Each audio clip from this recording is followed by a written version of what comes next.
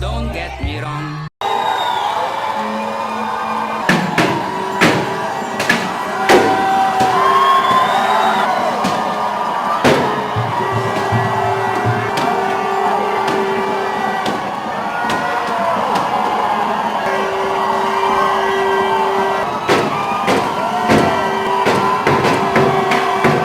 Ladies and gentlemen, this is happening in Canada, Montreal. Sacre bleu.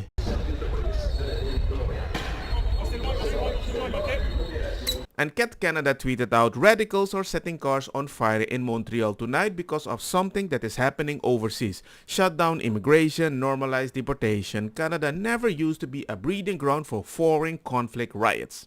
It is now. That's the new normal.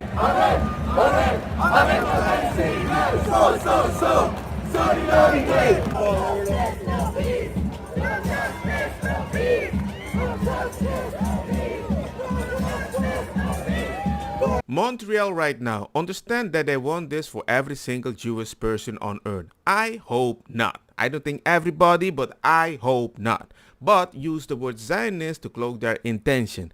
I've seen that before, online and offline. Justin Trudeau, are you proud of the poop hole you have reduced Canada to in just 10 years? I wonder where's Justin Trudeau, where you at?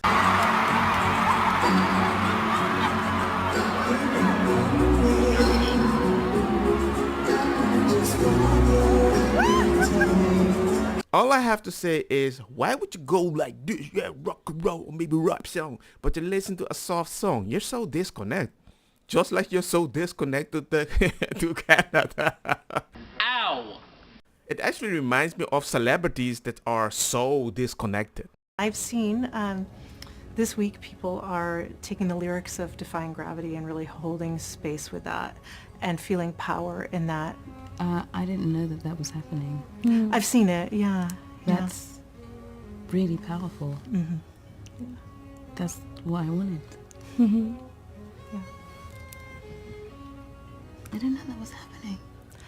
I've seen it on a couple posts. I don't know how widespread, but I am in queer media, so Yeah. that's my, That's really cool. I'm not saying that the feeling ain't legit. All I'm saying, most people don't understand what you're talking about. But whenever I ask you to take that in consideration, that's a bad thing. Because personally, I take in consideration over-regulation. Y'all, I just had our meeting with the county commissioners, and they denied us to have an egg stand in front of our house. I get it, there's zoning laws in place, but my house is zoned to have chickens. We're allowed to have 20 chickens and 2 large livestock. And all I wanted to do was legally sell eggs in front of my house so customers could pick up easier. I'm so gutted because I worked so hard. This is a 6-month process. I'm legally allowed to sell eggs, but I can't sell it in front of my home. Make that make sense. Very simple. All you have to do is leave the country, come back illegally. You look like an illegal migrant if you understand my point, because they don't see the difference because of your skin color. And then you can just do it. It sounds stupid, but it is the truth. Because they would never go, hey, why are you selling eggs? You just came. They would never do that because they think that is racism. If you really want to do it right, you're going to get so much regulation, you don't even want to grow anymore. No sense. I have from Nevada Department of Agriculture, I have my producer certificate, I have my food handler's card, I have my inspection done from animal control, I have my DBA LLC, I even have liability insurance. How can you go through so much over-regulation? It's just giving other people jobs that makes them feel good about themselves because they care more about you while you do all the freaking job. And I can't even sell eggs in front of my house, in front of an egg stand. I have to deliver them. Make it make sense, I don't know. We're allowed to have 20 chickens and 2 large livestock, but I can't even share that with the community at our house. I have to go off-site. I have to pivot and go off-site, which is cool. But yeah, thank you for everyone's support. It just sucks. And just your average citizen tweeted, your customer come to your home and pick up eggs. Simple as that. The government cannot prevent people from visiting your home and picking up. Oh, the law states you cannot have booths in front of your home, but they can come in your home. So maybe she was overreacting. But then RJ appeared, don't sell the eggs, sell the carton to put the free eggs in. I'm like, Your problem is solved. Carry on. So to beat overregulation, all you have to do is be a smart ass. Sell them in your house. Very simple. Right now during the winter months, you milk quite a bit more milk because the feed is very consistent. And as you do a good job, you will produce quite a bit of milk. So, but right now we're over our quota. It's regulated by the government and by the DFO. We're broke. But the problem is what they don't understand is millions of people look at this milk running away because it's the end of the month. So I have to dump 30,000 liters of milk, and it breaks my heart. It's $7 a liter. When I go for my haircut, people say, wow, $7, Jerry, for a little bit of milk. I say, well, you have to go higher up because we have no say anymore as a dairy farmer on our own farm because they make us dump it. So ladies and gentlemen, it's not about making too much money. It's about if you make too much, you might lower the prices of other products and the government will regulate it and tell you to throw it away.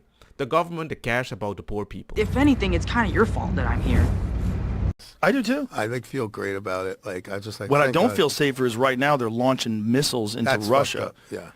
How are you allowed to do that when you're on the way out? Like the people don't want you to be there anymore. There should be like some sort of a pause for like significant actions that could potentially start World War III. Maybe that would be a good thing that we would like to avoid from a dying former president. It's the whole thing is nuts. Biden always said Trump will start a war, but he never did.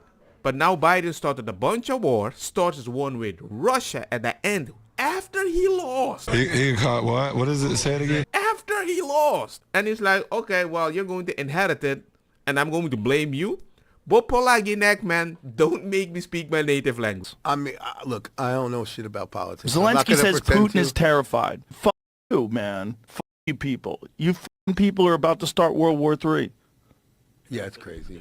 Russia fired a missile today. I feel like they fired an intercontinental ballistic missile for the first time ever. It's the first time one of those has ever been used. That's insanity. It's fucking insanity because those intercontinental ballistic missiles can have nukes on them. This one didn't, but if it does, the whole world changes, and it changes because of the military-industrial complex, and it changes because of the money that's going to Ukraine, and it changes because the outgoing president or whoever the fuck is actually running the country has decided to do something fucking insane. Insane. Who said Trump's idea is a good one? And we're all sitting there watching it, and people are cheering it on. CNN was saying, like, finally. See what their headline was about Zelensky about Biden giving Zelensky the ability to use long-range missiles. U.S.-made long-range. It's not like nobody knows where they came from. It's not like nobody knows we've been funding this. It's a proxy war. The whole thing is insane. As a person that is fighting somebody and somebody keeps giving them weapon, would you hate the person also that is giving them their weapon? I'm like, people for this bullshit. I don't understand where this is going to end. Come to the negotiation table. Sit down. Work this out. Stop killing everybody. Come on, man. That's what's scary about life is like you don't want to pay attention to that shit. You just want to live your life. You want to just be carefree and have fun and do the thing that you're passionate about. And meanwhile, the world is burning. And you you're can't just do hoping anything it doesn't about it. get It's like, you. at that high level, it's like there's nothing.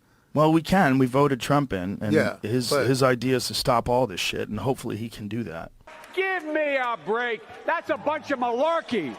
But who knows? Maybe once he gets in, they'll ramp it up. Who knows? Maybe they'll sabotage his administration. That's what's even more scary. People don't want him in power. And the people that are in power don't want to leave power, and they'll try every way they can to keep it. 60 days from today. Because most people I know are like, I don't care about politics. I'm not going to invest time. I'm like, yeah, politics does invest time in you. And once it happens... I'm also a part of marginalized groups that have been historically oppressed, and it's like, keep on raising awareness and like slaying. Like, I hope that like we reach more equity soon. We actually have a equity commitment form. You can actually give up your spot at university for a member of the Tongva tribe. Is this something that you'd be willing to do for this underrepresented, underprivileged community? Honestly, no, but I hope somebody else does. That's great. Not currently. I would need to think about it more. I personally don't view myself as privileged. I don't think I would be willing to give up my spot at UCLA. I think that my ethnicities representation is also important. I'm a black student. Who should we find to give up their spot? That's a tough question. Anybody that is willing A white person. A white person, right? and feels that they're represented in the right way here. You know what I mean? I can't make a split-second decision. I believe him, yo. I don't know why, but I do. The thing that I'm still struggling with, and I'd love to hear your thoughts on, is how did a convicted felon resonate more with Americans than a hyper-qualified woman of color? Do you think that racism and misogyny played any part in this election? Do you think racism and misogyny is taking part because he's white? And I think that Vice President Harris was eminently qualified. Mm-hmm. And I supported her with everything that I had, and I think so many Americans did. It was a close election at the end of the day, didn't break in her direction. I think we all are going to unpack as part of our after-action analysis. How did this happen? Yeah. Where did we fall short? I do think that the emerging lesson, separate and apart from reasons may be connected to race and misogyny, is that the economy was the dominant theme for a lot of folks, particularly when you consider that in many communities of color, there was movement away from the Democratic candidate and toward the former president. She just wants to play identity politics and just proves to me she is as out of touch as the celebrity that I showed you. Well, Congressman, I want to ask you, just getting into kind of unpacking the election results. Donald Trump won by a resounding amount. We realize he won the popular vote. There's now a bit of a Democratic finger-pointing blame game. Nancy Pelosi thinks Biden didn't get out soon enough. Bill Clinton says Democrats kind of shied away from some tough issues. What do you think Democrats need to learn from the loss? I think the most important lesson to be drawn from the election is that the American people want us to work on the high cost of living and make sure that there can be a real path forward for working class Americans, middle class Americans, everyone who aspires to be part of the middle class to enjoy, those promises, that basic contract between everyday Americans and the country, which is that if you work hard and play by the rules, you should be able to provide a comfortable living for yourself, for your family, purchase a home, educate your children, selling your egg, have access to health care, go on vacation every now and then, and one day be able to retire with grace and dignity. That's the American dream. But for far too many people, it's out of reach. Yeah. Right. And that shouldn't be a Democratic issue, a Republican issue. That's an American issue that we should all address together. Yeah. I don't like that language. And that is a very direct answer that most people can agree with and not just say it's about identity politics. That's why he won. Nah.